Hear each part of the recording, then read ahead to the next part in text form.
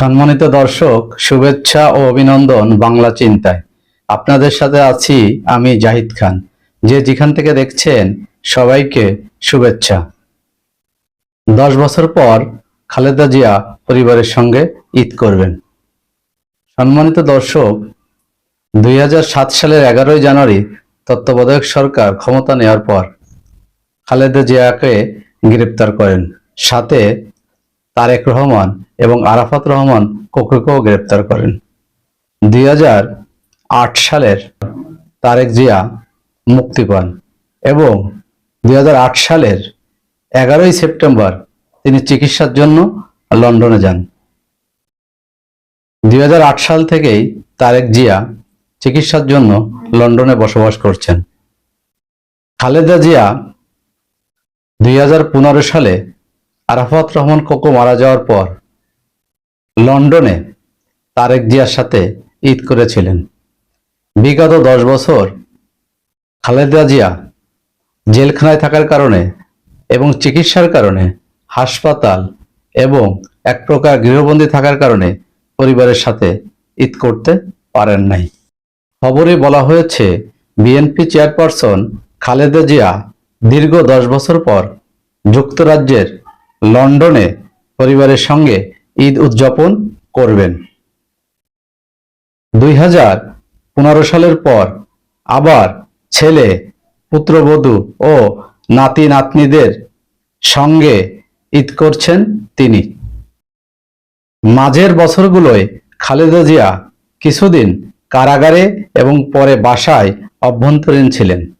দলের একটি সূত্র জানায়, খালেদা জিয়া 2015 সালে যখন লন্ডনে ঈদুল আজহা উদযাপন করেন তখনও তার বড় ছেলে তারেক রহমান ও তার স্ত্রী সন্তানরা সঙ্গে ছিলেন।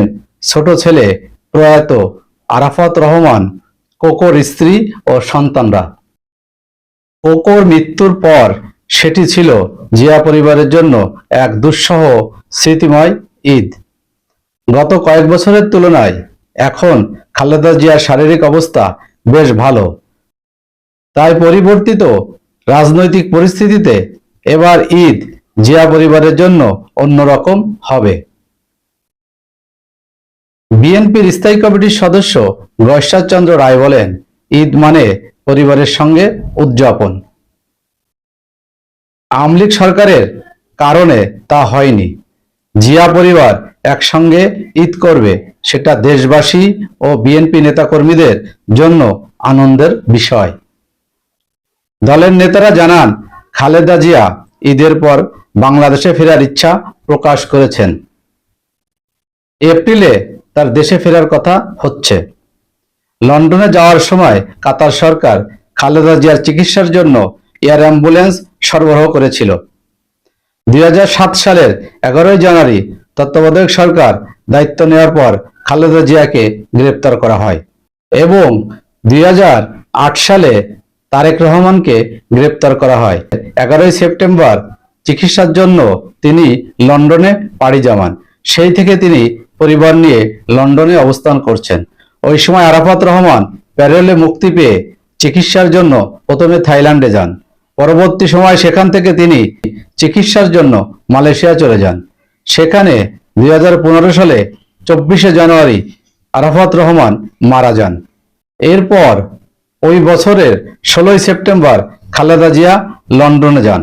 সেখানে তারেক রহমানের বাসায় তারা ঈদ উদযাপন করেন। দর্শক, ভালো থাকবেন। দেখা হবে নিশ্চয়ই নতুন কোনো খবরে। আল্লাহ হাফেজ।